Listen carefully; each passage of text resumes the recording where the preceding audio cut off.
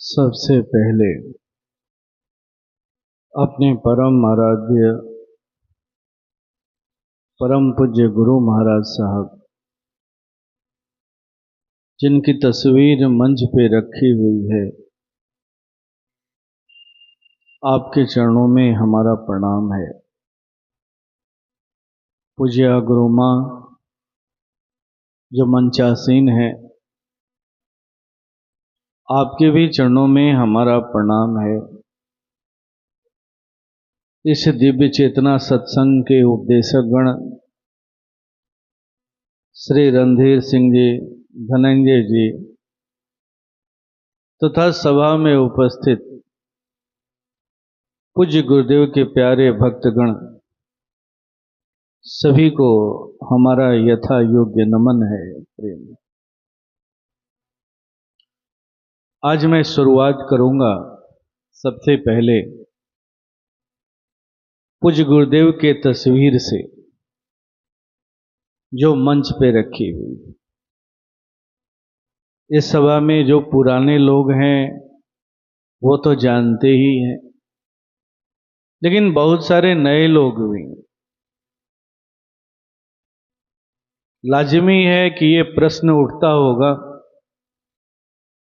कि मंच पर जो तस्वीर रखी हुई है वो किसकी तस्वीर है। तो ये तस्वीर एक सद्गुरु की तस्वीर, समर्थ गुरु की तस्वीर, ऐसे गुरु की तस्वीर है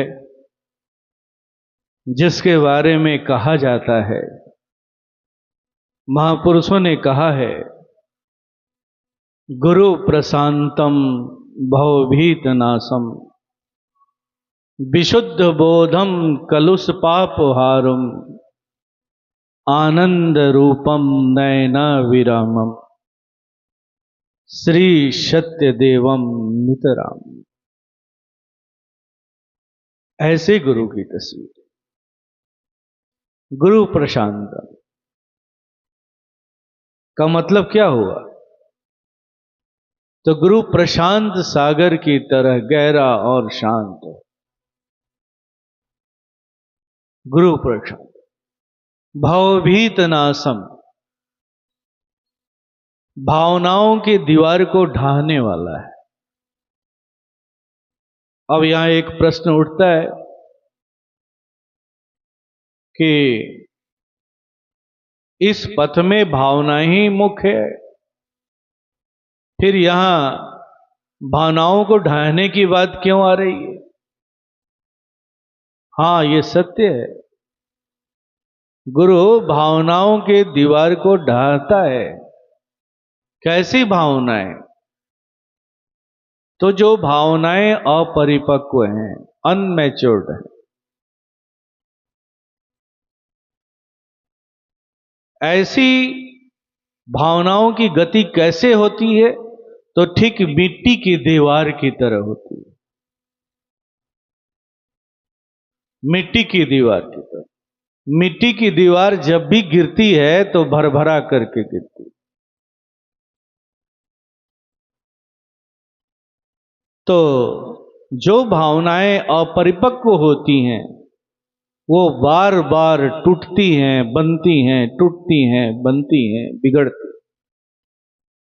तो जो सद्गुरु होता है वो ऐसे भावनाओं को ढाह देता है, मिटा देता है, नष्ट कर देता है, क्योंकि वह केवल और केवल विशुद्ध बोध की बात करता है।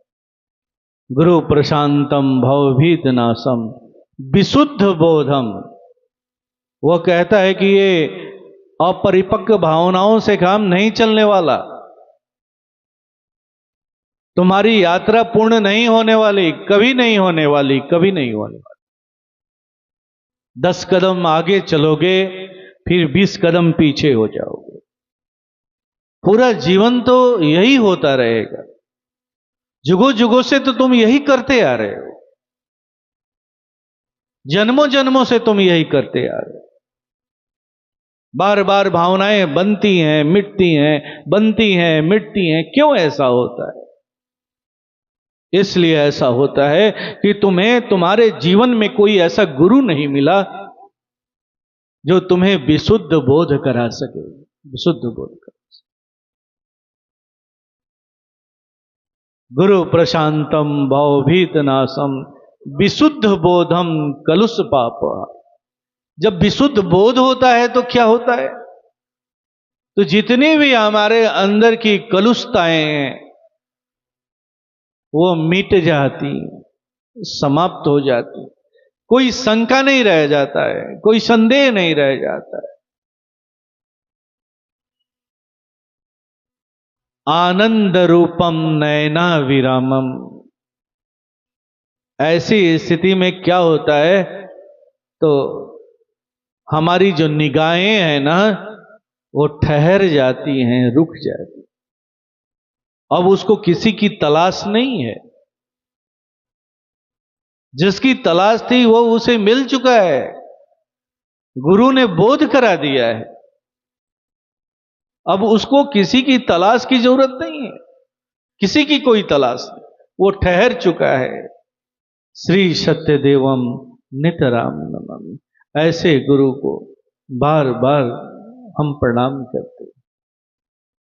तो जो मंच पे तस्वीर देख रहे हैं ऐसे ही सदगुरु की तस्वीर, यही उनका वास्तविक परिचय।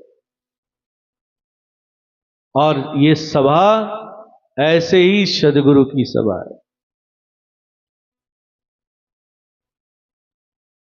जब तक हम मानव के जीवन में ऐसे सदगुरु से भेंट नहीं होगी तब तक हमारी मानवता कभी भी पुष्पित फलित नहीं होगी, याद रखिएगा।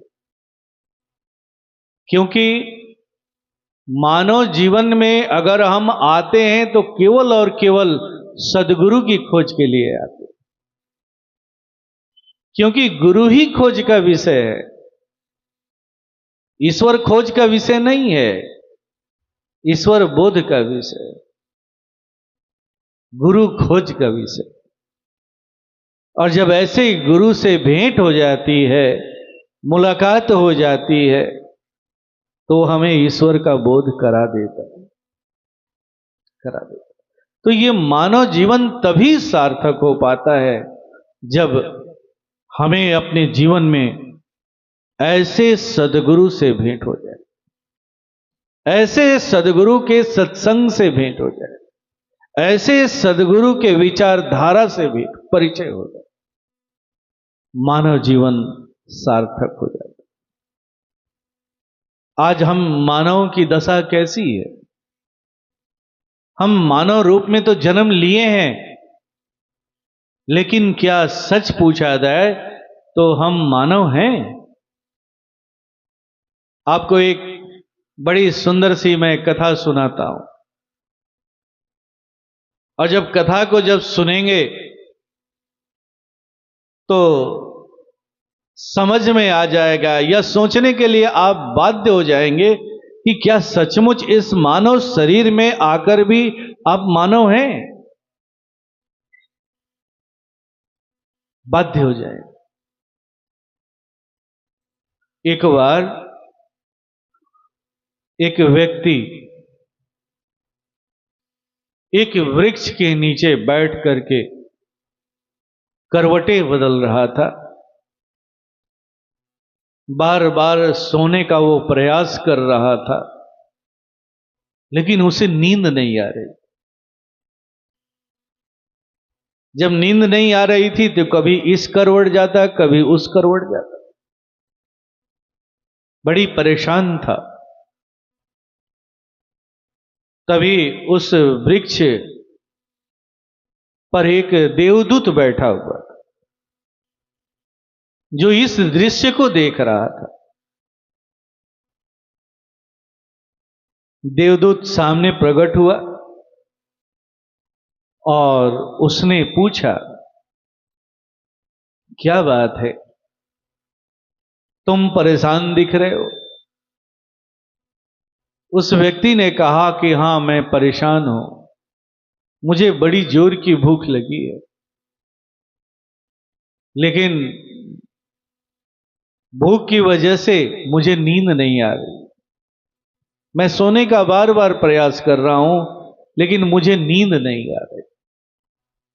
देवदूत ने पूछा कि क्या तुम अपने भूख को मिटाने का प्रयास नहीं किया? व्यक्ति ने कहा कि प्रयास तो बहुत किया, लेकिन मेरा भूख कोई मिटाने के लिए तैयार नहीं है।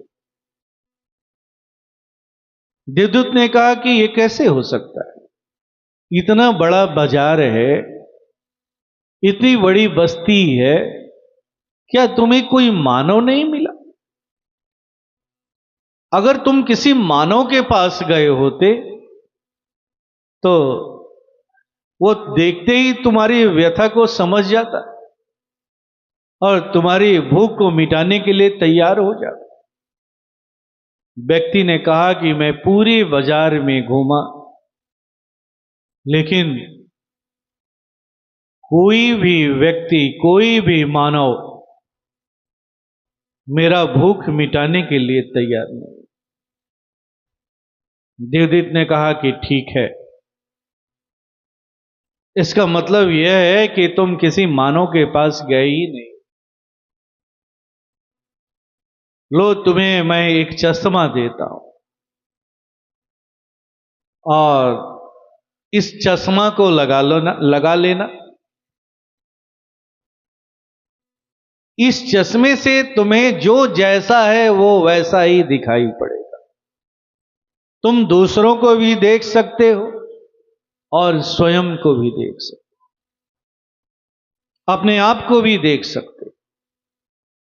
और इस चश्मा को लगा करके जाओ, तुम्हें कहीं ना कहीं मानव दिखाई पड़ ही जाएगा। और जब उस मानव के पास पहुंचोगे तो वो तुम्हें देखते ही समझ जाएगा कि तुम्हें क्या परेशानी है और उसकी वो आपूर्ति कर दे। व्यक्ति ने चश्मा लगा लिया और निकल पड़ा। उसने सोचा कि पहले मैं उस ओर जाऊंगा जहां पहले गया था, जहां से लोगों ने मुझे लौटा दिया था। उन दुकानों की ओर जाऊंगा जहां बड़े बड़े हलवाई बैठे हुए हैं, बड़े बड़े साहूकार बैठे हुए हैं, लेकिन उन लोगों ने मेरे दुख को नहीं समझा, मेरे परेशानी को नहीं समझा। पहले उधर चल कर के देखूं कि क्या वो मानव है कि नहीं है। और कहते हैं कि वो उस ओर निकल गया। जब दुकानों पर पहुंचा तो देख करके आश्चर्यचकित, उन दुकानों पर कोई मानव नहीं बैठा हुआ है। किसी दुकान पर कोई भेड़िया बैठा हुआ है, कोई बिल्ली के रूप में बैठा हुआ है, कोई सियार के रूप में बैठा हुआ है। तरह तरह के जानवर का रूप धारण करके उन दुकानों पर लोग बैठे।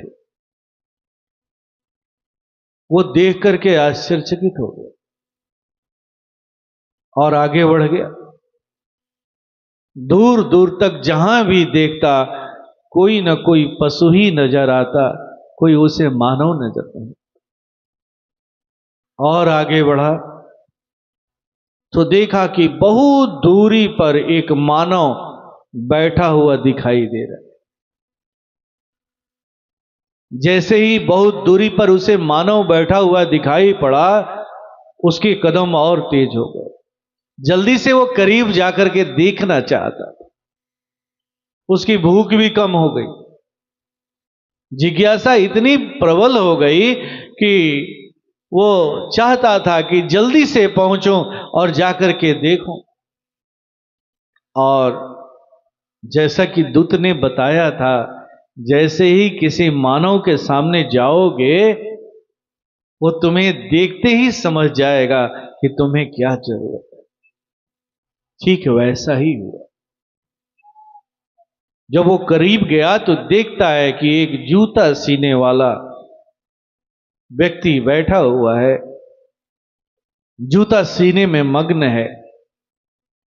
लेकिन जैसे ही वो उसके करीब गया, उस व्यक्ति ने चश्मे वाले व्यक्ति को एक नजर उठा करके देखा और देखते ही समझ गया कि इसे क्या जरूरत है।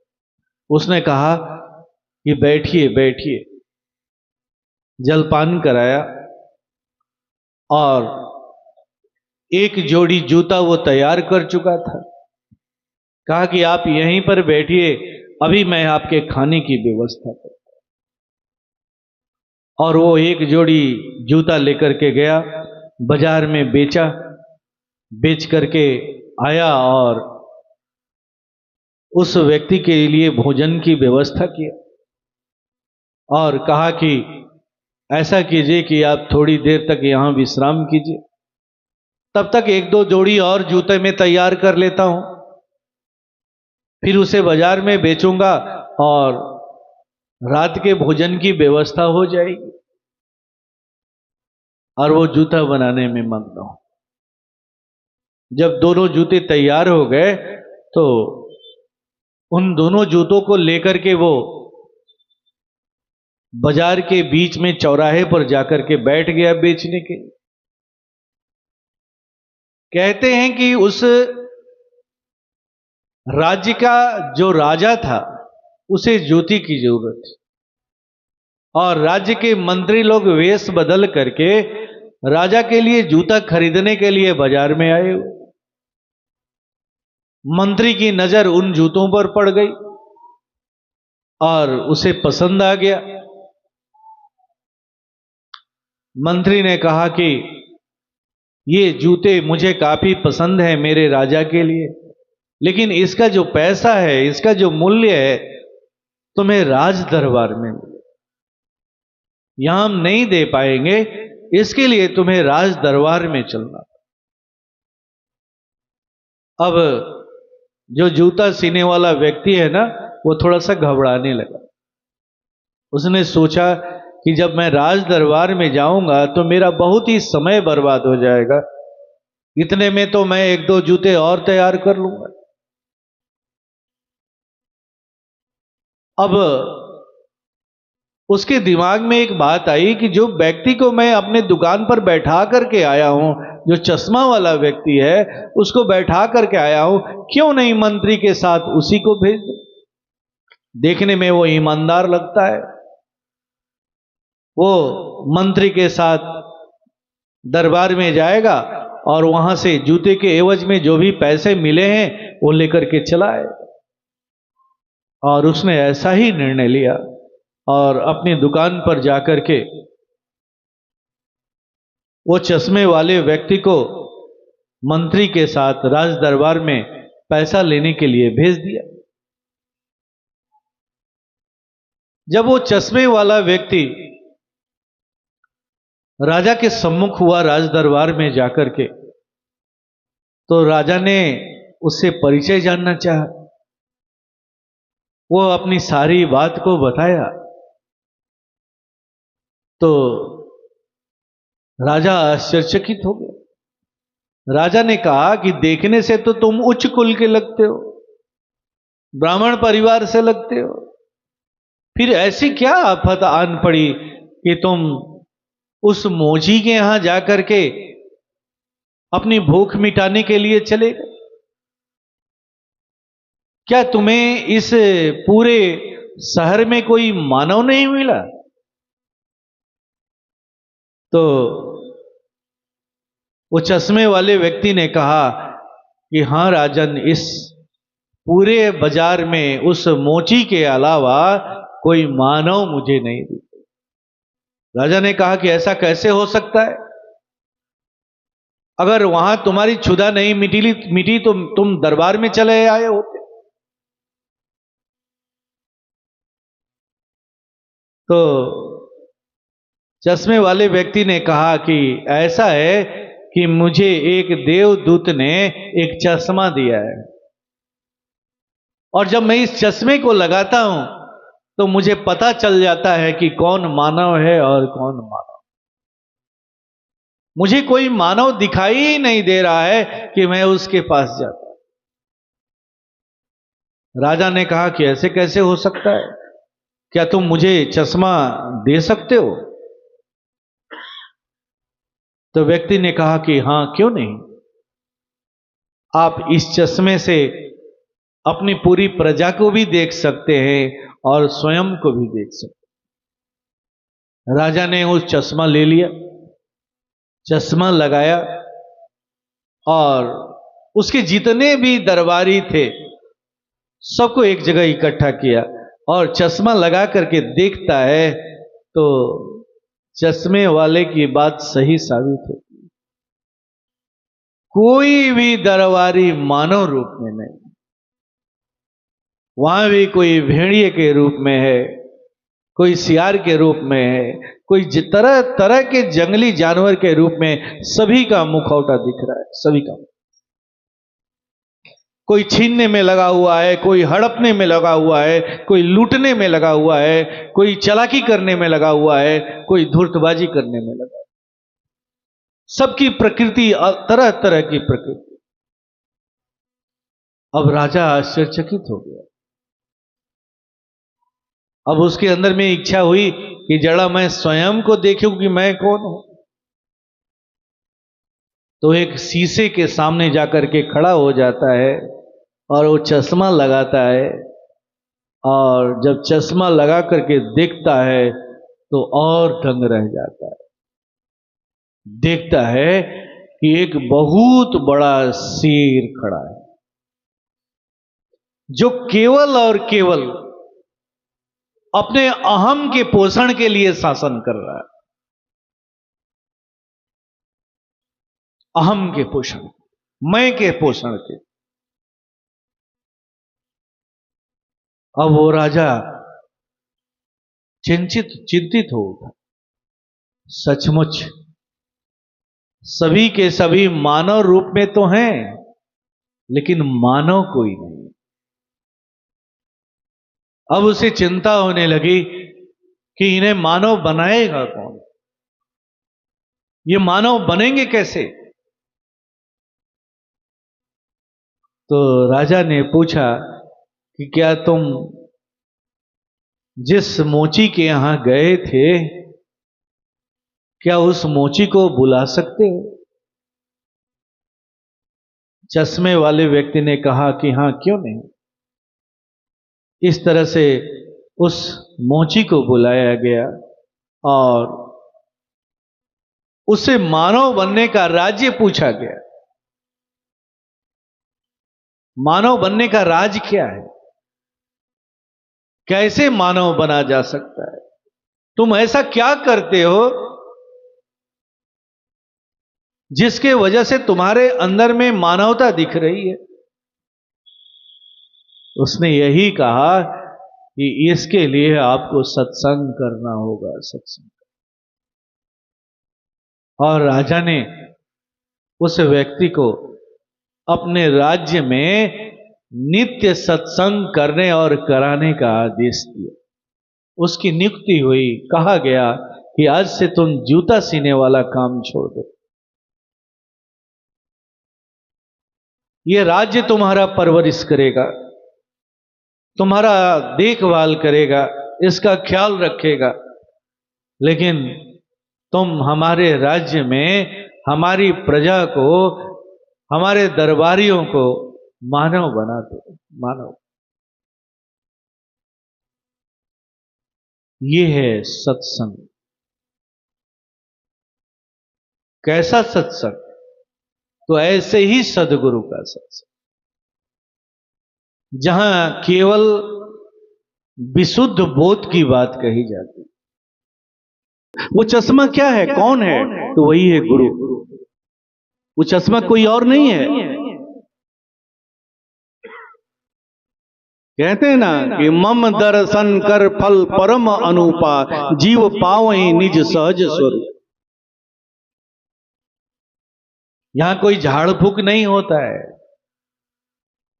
यहां कोई तंत्र मंत्र नहीं सिखाया जाता है। केवल विशुद्ध बोध की बात की जाती है, विशुद्ध बोध। और जब तक आपको विशुद्ध बोध नहीं होगा उस सत्ता का, जिस सत्ता के बल पर ये आपकी आंखें देख रही हैं, ये कान सुन रहा है, हृदय धड़क रहा है, जब तक उस सत्ता का विशुद्ध बोध नहीं होगा तब तक याद रखिए आप अपनी मानवता को प्राप्त नहीं कर सकते। और ये कैसे होगा? तो ऐसे ही सदगुरु के सत्संग में शामिल होने से, जुड़ने से होगा, उनकी क्रिया प्रविधि को अपने जीवन में उतारने से होगा, उस पथ पर चलने से होगा। इस संसार में एकमात्र अगर कोई उपाय है तो यही है, अपनी खोई हुई मानवता को प्राप्त कर, मानव से महामानव बनने की एकमात्र यही उपाय, सत्संग। कैसा सत्संग? तो वैसे गुरु का सत्संग जहां केवल और केवल विशुद्ध बोध की बात कही जाती है। विशुद्ध,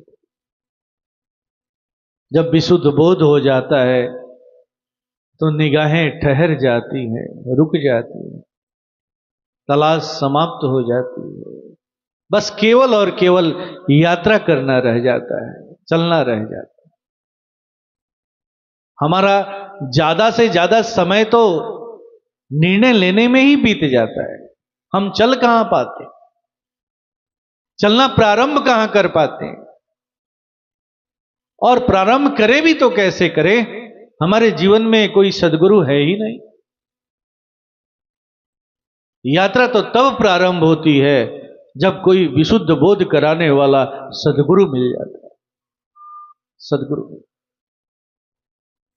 ये ऐसे ही सत्संग की सभा है जहां आप सब उपस्थित हुए और मंच पर जो तस्वीर रखी हुई है ऐसे ही सदगुरु की तस्वीर।